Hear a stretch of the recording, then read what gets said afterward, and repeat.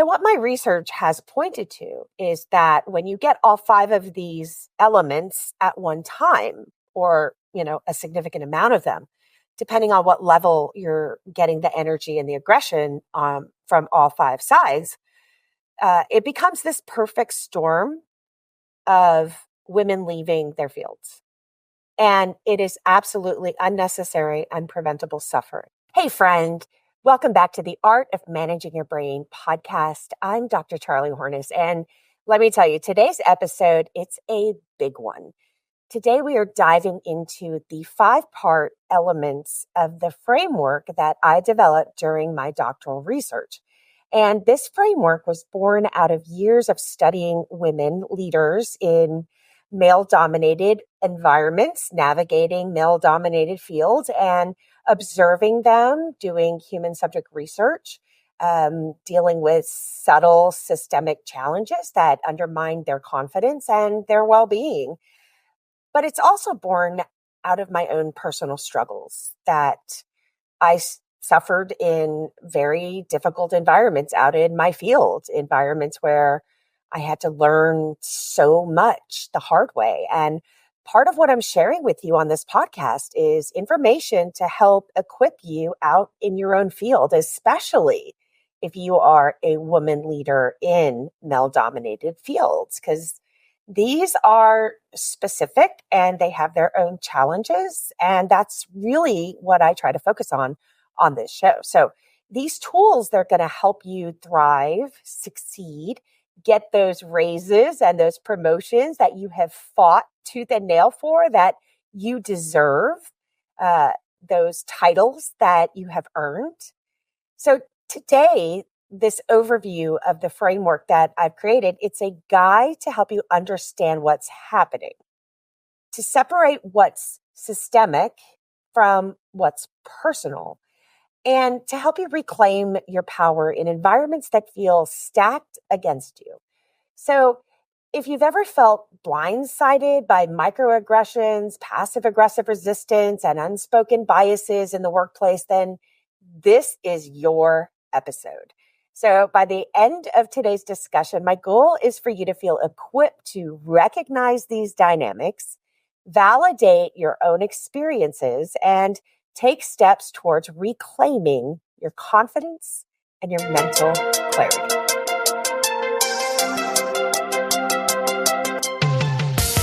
I'm Dr. Charlie Hornes, highly anxious people pleaser turned master certified professional life coach. Learning to manage my brain was so life-changing for me that I got certified so that I could teach these incredible evidence-based practices to you.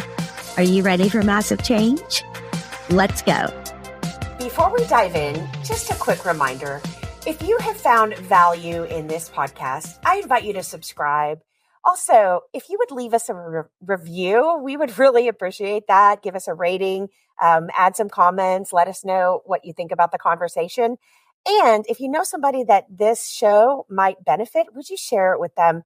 Your support is helping us reach more women who are navigating these exact same challenges that you are, and it keeps this conversation growing. Also, if you've ever wondered what might be holding you back mentally and emotionally, what thought pattern is keeping you stuck and stressed, then I invite you to take my free quiz at charliehornescoaching.com/quiz. It's a quick, insightful way to uncover the thought patterns that may be limiting your potential and also learn how to shift them. Okay, so let's begin by outlining the 5 elements that make up this 5-part framework. So this model is designed to help you recognize and navigate the systemic dynamics that women face in male-dominated spaces. So here's the 5 elements, and then we'll get into them. So the first one is called camouflaged misogyny or camouflage sexism. This is the new face of sexism, where biases hide behind task-based conflicts and passive-aggressive tactics. Basically, it's misogyny sideswiping you, T-boning you. You don't see it coming. The second piece is the surprise factor. What this is the hidden dysfunctions within a system that catch you off guard and derail your confidence. The third element is what I talked about before, the gender bias gap. This is a double burden of proving your worth as a woman while starting at a deficit compared to your male colleagues. And you also start with lower money, more work, more domestic free labor in the workplace, all that kind of stuff. So that is sort of a double whammy of this gender bias gap, depending on how wide and how deep it is for you in your particular environment. The fourth piece of this is what I call the threshold transgression. This is a neurological toll of chronic stress and its impact on your mental and physical health. And there's a catch to this, and we're going to get into that because it's a slippery slope and you don't see it coming. And the fifth element of this is what I call the believability factor. This is the struggle of being heard, believed, and supported by your leadership and your peers. So each of these elements represents a layer of challenge that women face in environments shaped by systemic bias. So over the next few minutes, we're going to unpack each element, explore how it shows up in your own environment, and provide some practical tools to help you navigate it. Let's handle the first element, which is this camouflaged misogyny, or what I also call camouflage sexism. So we have to recognize what this hidden bias is. Overt sexism, it's no longer socially accepted in many spaces, so it's gone underground. People haven't changed how they think. They just have changed how they tell you how they think. So instead of direct comments or actions, like maybe many pioneers out in all of our fields addressed head on, they were told straight up that people didn't want them in that field or that office or holding that type of authority. They can't do that anymore. So you're encountering passive aggressive behavior, and it's task-based conflicts that feel disproportionately charged. And what it's doing, this task-based conflict, it's masking the identity conflict of people that are struggling with women holding significant offices. For example, you might be assigned a project that sets you up to fail, or you notice that your ideas are consistently ignored until someone else suggests them. Maybe you've noticed that you're not getting great instruction, you're not getting great feedback, you're not getting great direction. And it's not that you don't know how to do your job, it's just that we need that type of, as I've said before, we need that feedback. We need to know what those expectations are so that we can hit the mark and know we're being successful, right? Success is sadly a social contract. We need to know from other people that are ahead of us, even a few steps, a leader, a boss, whatever, to let us know that we're hitting the mark. I mean, there's always someone ahead of us that can explain that and give you the feedback you need to know that you're doing the right job. A lot of the time, you're not getting that direction. You're not getting that feedback. And these aren't random occurrences. They're systemic patterns and they're rooted in bias. Here's a way we can help navigate this first element. So when you encounter a situation that feels overly charged, we need to pause and we need to ask ourselves, is this about the task that I'm being given and the energy around the task being disproportionate to the level that it should be? Is it about the actual task at hand, or is there an underlying dynamic at play? Now, let me unpack this a little bit more for you. Task-oriented conflict, masking identity-oriented conflict, is what I call coffee pot problems. We as women leaders, we're good at what we do. We're problem solvers. We're hired for specific jobs because we have the right qualifications, education, experience, et cetera, et cetera. And we're good at what we do. We solve problems. So you come into my office and you are disproportionately angry about a coffee pot not working. And your energy is not proportionate to the task that needs solving. And as somebody who is capable of solving problems, I fix your coffee pot, right? And then instead of being happy or giving me that social contract of approval that the job was done, the problem was solved, you come at me again about staplers. And again, I'm good at what I do. I solve problems. I'm hired to do this stuff. And so I get you a million staples for $1 because I'm also a good shopper. And you're still mad. So it's not about the coffee pot. It's not about the staples. It's about the fact that you were raised steeped in socialization of patriarchy as well as expectations of gender roles. You are bumping up against the identity problem that you are facing. Bit of an identity crisis, right? Women shouldn't be in this role. Women shouldn't have this type of authority, blah, blah, blah, blah. It's different for everybody. Women do not know this is what they're dealing with in this day and age. You see, there are many of us that were raised to believe that sexism died during the civil rights movement, that Gloria Steinem and Jane Fonda put a stiletto heel through its forehead and it's dead. And when we walk into environments that we're hired for, we just assume that we're being hired as equals. But for many people, that's still not the case.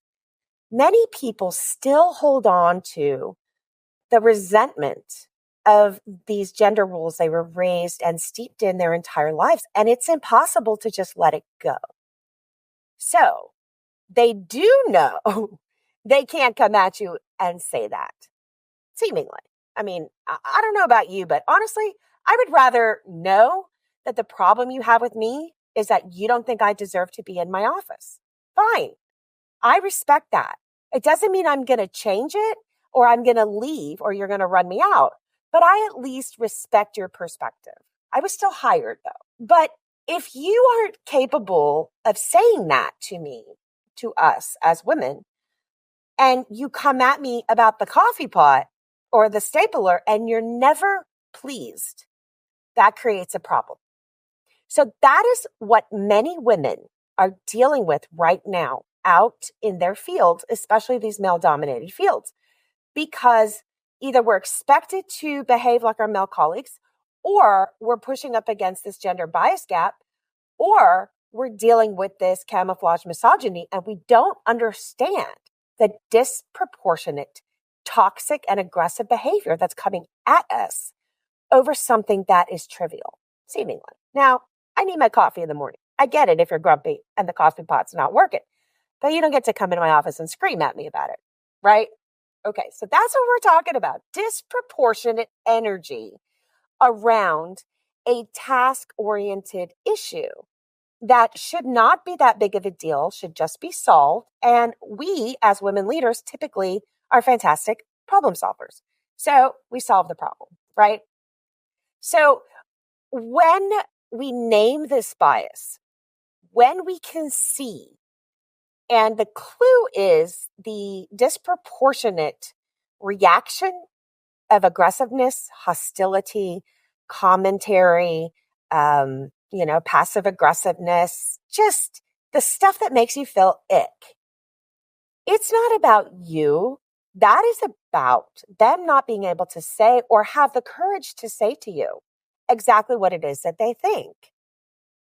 When we can, as women, be equipped to name the bias based on the external reactions we're getting and identify it rather than take that on as if we've done something wrong, right? If we could say, oh, here's the issue, here's the disproportionate response to the issue, that's a clue.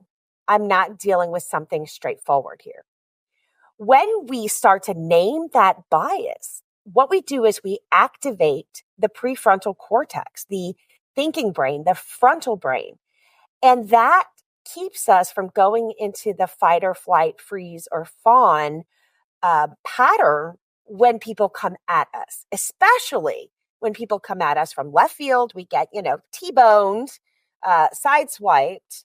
The passive aggressive comment we don't expect from a seemingly decent human being that, should be working in a professional environment.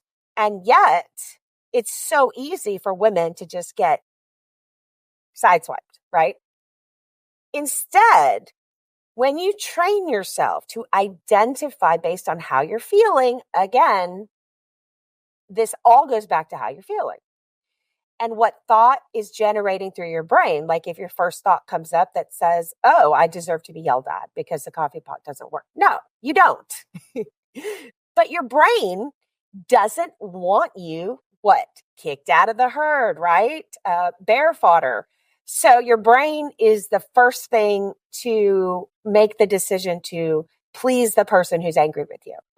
So you can't go by your thoughts because the thoughts are what's creating the icky feeling in your body. And that is the clue that you're actually dealing with something disproportionately inappropriate most of the time. So when you begin to identify this bias based on how you feel, and then that kickstarts your prefrontal cortex, the part of your brain that's responsible for logic and decision making, rather than letting the amygdala, which governs the fight or flight responses, rather than let it take over. Again, what we call amygdala hijacking. You don't need to get amygdala hijacked over a coffee pot or stapler or whatever. So when we can create this shift, it helps us respond thoughtfully rather than reacting emotionally. Because if you don't see it for what it is, that it is an absolute camouflage misogyny and sexism, you cannot think it through logically. This is the first part of the framework. And what this framework is supposed to identify for you is it's a bit of a perfect storm. If you end up with all 5 of these pieces in one place, sadly, you'll probably last 18 months to, 2 years. What my research has pointed to is that when you get all 5 of these elements at one time, or, a significant amount of them, depending on what level you're getting the energy and the aggression from all 5 sides, it becomes this perfect storm of women leaving their fields. And it is absolutely unnecessary and preventable suffering. This is what's going to help you become thoughtful in the moment and create that aerial view, right? Get in the plane, get up there with me and see the storm system for what it is rather than standing on the shore and getting pummeled because you don't know what's going on. You don't see it. You have no map, hurricane map, no tracker, no TV. You're just rooted on the shore and getting your butt kicked. And you don't have to do that. You can get in the plane and let's get up there and let's see the system for what it is. Something you can do is to start tracking these moments in a journal. Now, for those of you that hate the word journal or journaling, let me just quickly say, you're supposed to.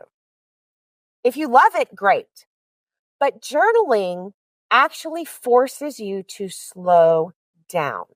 And I speak from experience on this because I actually hate journaling and I have to make myself do it because my brain thinks way faster than I can write. And I get very frustrated. At least I can type pretty fast. But the idea of physically writing with handwriting in, pen or pencil on a sheet of paper or a book frustrates the heck out of me. But the point is that it slows me down and it makes me stop and it makes me think through rather than rush through because my brain is going a mile a minute. So when you stop at the end of your day and you identify 10 minutes for yourself and you track some of these things and you slowly write them down and you're specific and intentional, you start to code them in your mind in different ways than just, thinking rushed thoughts. If you write down the context, write down the feelings, where you're feeling it in your body, and start to see if there's any patterns that you notice. Are there specific people doing this? What are the issues? Are they all these task-oriented problems that really are disproportionate to the response. What is the response? What words are they saying? What is their affect when they come at you? And how do you feel? Where do you feel it in your body? And is this about the task or is this about something bigger? Because if you solve the problem, what happens then? So this practice, it's not only going to validate your experience, because that's one of the biggest things, is to feel like what we're experiencing is real, because it doesn't. The next piece is the surprise factor. With this, we're managing hidden dysfunction. For example, I don't know about in your field, but in my field, we always had sort of a meet and greet part of the interview. You know, you travel there, you see the place, you choose to bring your family or not. There's not a lot of dysfunction when the interviews go well, or you're not being told about the dysfunction.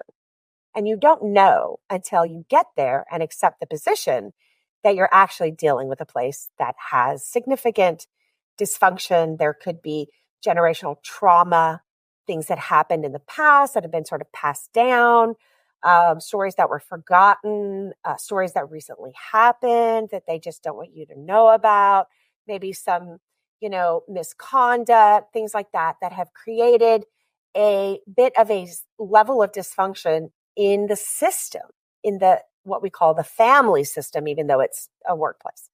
But that is sort of a methodology you can look into, family systems. That's Murray Bowen's work, and that's really helpful. And also Edwin Friedman does that as well. Many systems, whether they're workplaces or organizations, they have these deeply ingrained dysfunctions. These dysfunctions often remain hidden during these initial stages of a job or a project, only to surface when you're fully immersed in it and it's a little late. This surprise, it can feel a bit like a betrayal, and you don't see it coming necessarily, or at least you don't see the depth and width of the level of dysfunction that you are going to encounter or you start to encounter. I have had experiences where I followed sexual misconduct and didn't know about it. One of the situations where one of the, leaders was involved in sexual misconduct, moved back and tried to get back involved with the organization. And I had no idea any of that was going to happen, and basically caused a bunch of chaos. And that was very difficult to deal with. When you enter with this sort of level of optimism and trust and excitement about a new position, only to find yourself navigating these unexpected challenges that feel deeply personal, because without knowing, without preparation, without thoughtfulness, and without potentially not deciding to take a position because you had known in advance about the drama, you start taking stuff personal. But here's the key. These dysfunctions, they aren't about you. They aren't. They're not about you. And I know that's so easy to say and impossible to hear, but they're not. These are, again, systemic anxiety and resistance to change. So what can we do about it? You can adopt a mindset of predictive resilience. So assume surprises are going to come when you take a new job, and assume they can be bad. Don't assume everything is perfect. This is fine. You finally got the perfect job and this, that, and the other. We talked about perfectionism. It's not a thing, and it's infinite. You'll be chasing a perfect job forever. So there's no grass greener thing. Assume that there will be things you uncover. If this is a position you're excited about, you need to still have your feet on the ground and understand that you can predict something is going to be uncovered. Maybe it's small, but it could be big. You may not have been told. And remember the joy and the energy and the excitement when that stuff comes up, and you are creating predictive resilience. So assume the surprises are going to come, not because you're failing, but because systems that can be under stress behave irrationally. And the people that are within the system that is under stress also behave irrationally. Back to the coffee pot problems, right? So the mental preparation, it softens the emotional impact of the surprise factor when you are taking preventative measures for your own resilience to expect something always to be there. Could be big, could be small. So something you could do for this one is, just take 5 minutes this week and reflect on any recent challenges that felt disproportionate. Not just coffee pot problems, but what are some things that might be pointing to irrational behavior within the system? And then you have to understand in the situation, is there a part of this resistance that really is about you? Or is it a symptom of something dysfunctional within the system? That's the beginning of this mind shift that I talk about. So you can write down your observations and notice, again, any reoccurring patterns, because it is identifying these systemic patterns within the system and within the key players that are sort of, in your face or causing you trouble. That's that 80-20 rule, right? Anywhere you go, 80% of everything is chill and cool. And then there's like 20, even 10% of the people that are like key players that make things difficult, or can be very healthy and make things smooth and awesome. So what are these reoccurring patterns? Who are the people? Who are the key players? What are the behaviors? What are the feelings you're having? And start identifying what they are. And remember, even if you've made a mistake, it doesn't warrant this disproportionate level of irrational behavior and high levels of energy and passive aggressiveness or aggressiveness in your face or hostility. It doesn't warrant it. There's nothing you've done wrong that has earned that type of response. Okay, so this next piece we talked about a bit is this gender bias gap. We have to bridge this double deficit, the third element of this framework. So you're walking in potentially being surprised by dysfunction you didn't know about, and then T-boned by coffee pot problems. And on top of that, you have the gender bias gap, which is basically other people's opinions about your gender and their expectations of your gender roles that they have been raised to believe, that they have been immersed in, that social expectations have trained them to believe are true. And again, they're thoughts and they're based in nothing. But those are the people that are going to impose their belief systems on top of you without understanding that it's not a thing. And then you have the trust piece where women are not granted trust walking in and men are. Men lose trust. Women earn trust. And then there's that whole other piece about, pay gap and, not getting the raises and the promotions and doing all this extra work at the office that, is basically unpaid labor. So it's not what you're educated in and the job you were brought in to do. So men often start, they're assumed competent. They're assumed trustworthy. While women face that double deficit, we're not only proving ourselves, but we're also battling against these stereotypes, these socialized gender roles that people, made up from somewhere. One of the things you can do about this piece is to reframe it. The gap isn't a reflection of you. It's not a reflection of your competence.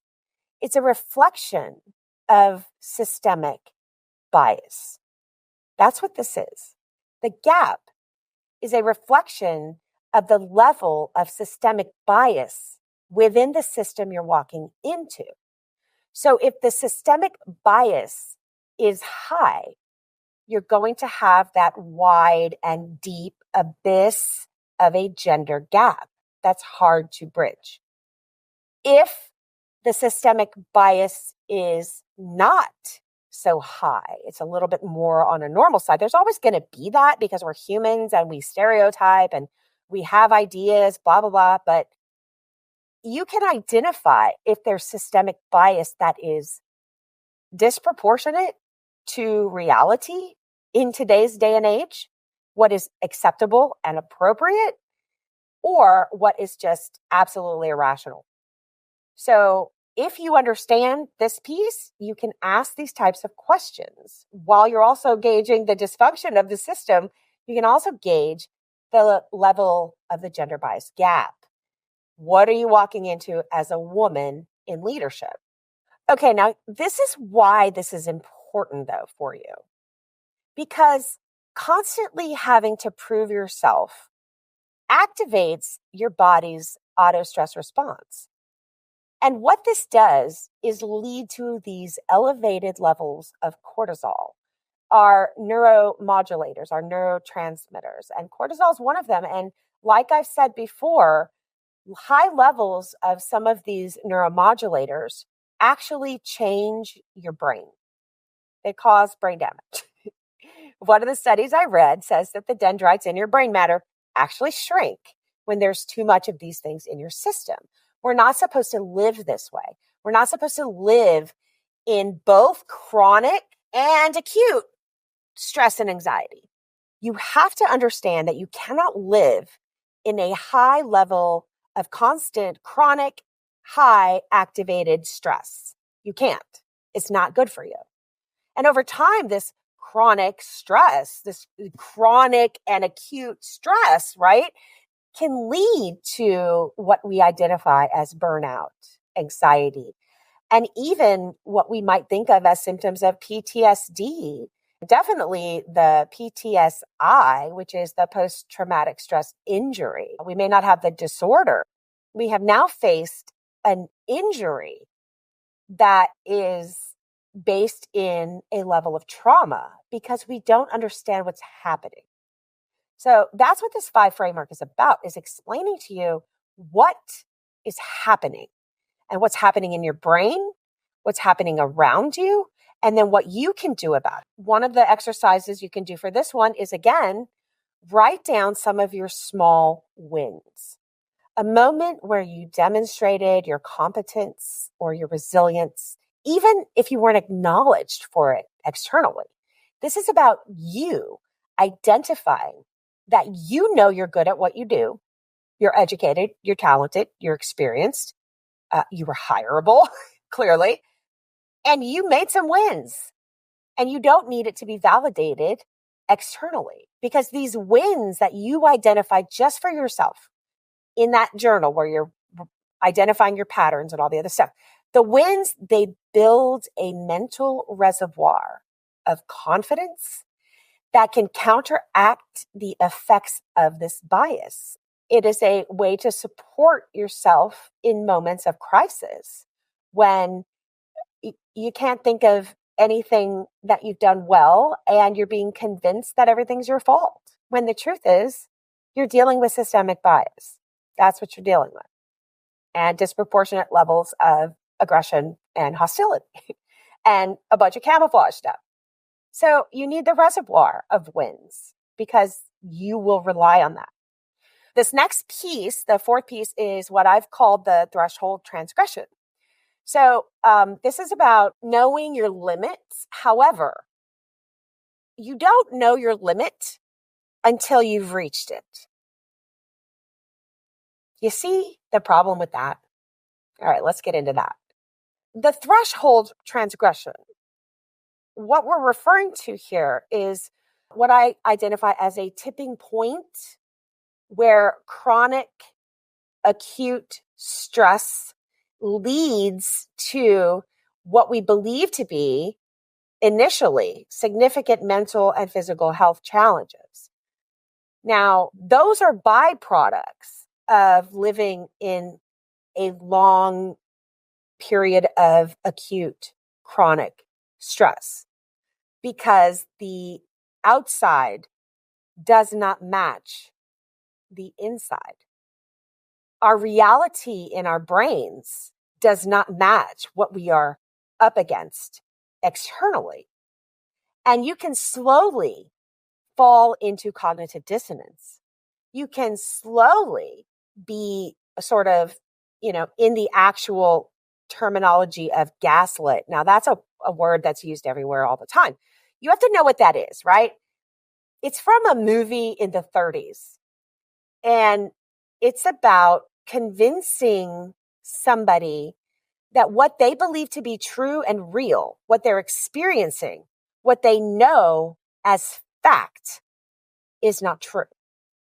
To the point where you can convince them that what they think is true, they start to question and they start to defer to you being right. And if you watch the movie, this is what this husband is doing to this wife, to the point where there's like lights flickering and then he's telling her it's not happening, but he's the one doing it. I mean, it's like, watch the movie. It's great. It really explains what this phenomenon is. It's not something to be thrown around lightly. Okay. You're not getting gaslit everywhere you go. This is an intentional thing that will push you over the edge into cognitive dissonance. Because your reality, what you know to be true, that you are competent, hireable, great at what you do, but you're getting screamed at disproportionately because of systemic bias that you don't deserve, even if you screwed up. Like, I'm telling you, even if you screw something up, it does not warrant a disproportionate level of hostility. That's inappropriate in a professional environment. People don't get to yell at you in a professional environment, because if you're allowing yourself to own the coffee pot problems, if you're allowing yourself to work too hard to earn the trust your male colleagues already have, again, I'm talking generally. This isn't every environment. This isn't every male. This isn't every boss.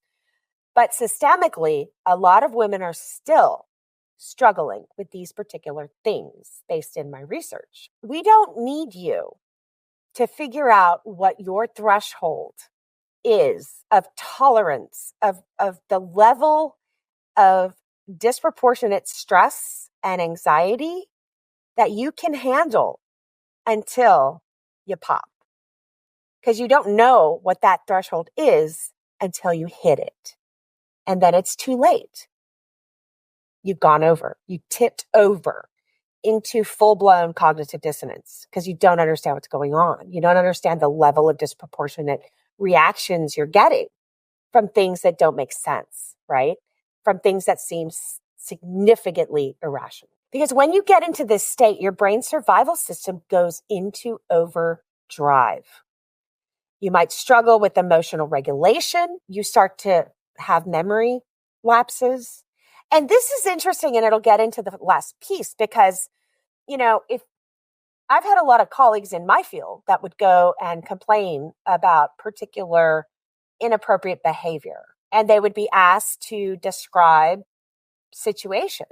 And because of the high level of acute chronic stress they were dealing with for a long amount of time, they were starting to have mental health problems as far as they couldn't remember things. Because that's part of what happens when you're in high levels of neuromodulators rushing through your brain when they shouldn't be.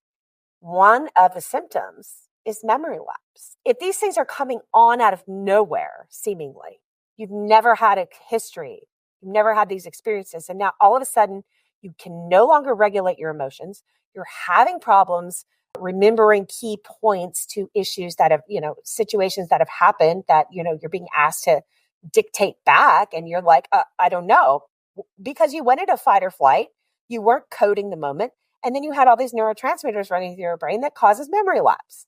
And some of that stuff can become permanent if you're in a dysfunctional situation for too long. And burnout is the final piece. Burnout isn't a sign of weakness. It's your brain signaling to you that the system you are in is no longer sustainable. Burnout is the final straw.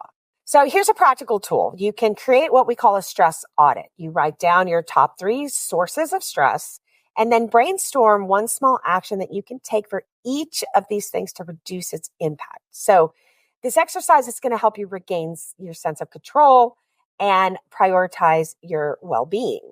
When you do this, it gives you some things to think about, to consider, things that if you after writing it down and working it through cognitively, these things will begin to kind of pop up, and it will help you to learn to pause. If you can train yourself to have a pause, to have that sort of elevator speech in your back pocket that you've practiced with your partner, your kids, and, be ready to say, let me get back to you on that, or, wow, that seems to really be bothering you.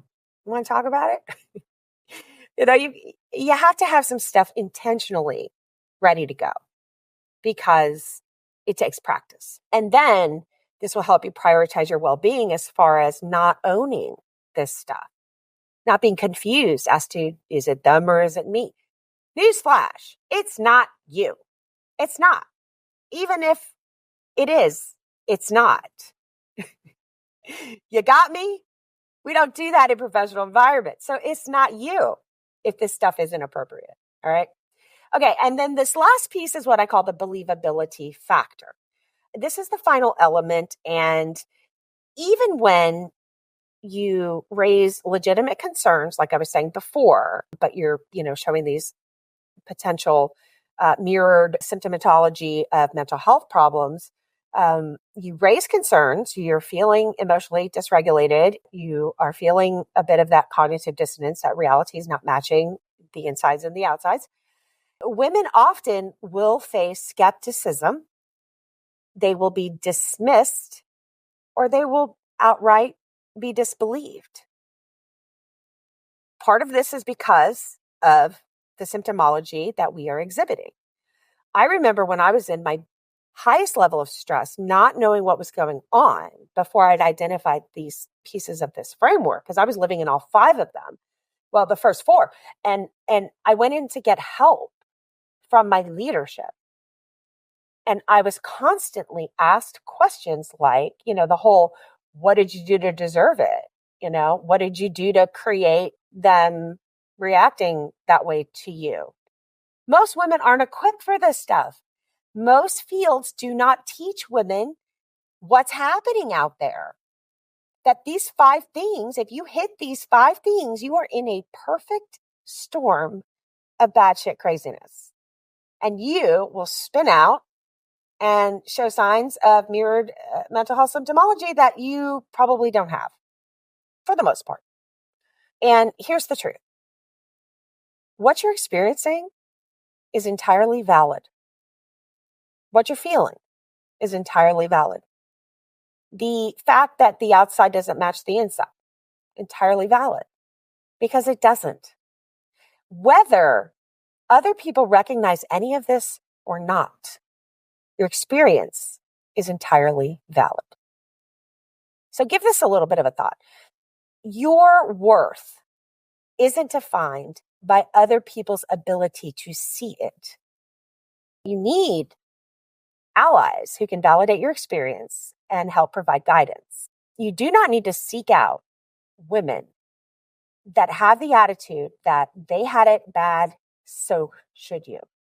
If I have experience and information that I can share with you based on what I have learned, if I have the bingo card to give you so that you can belly laugh through this stuff rather than leave with, PTSD and cognitive dissonance after 18 months, if I can say to you, here's the stuff that's going to happen potentially in the worst case scenario, here's your bingo card, call me when you hit bingo.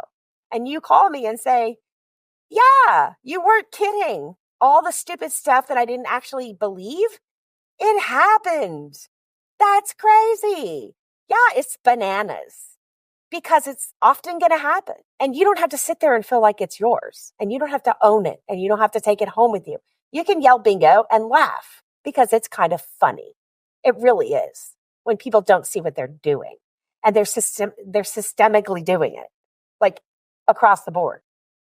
But you need to know that you're not alone in the journey.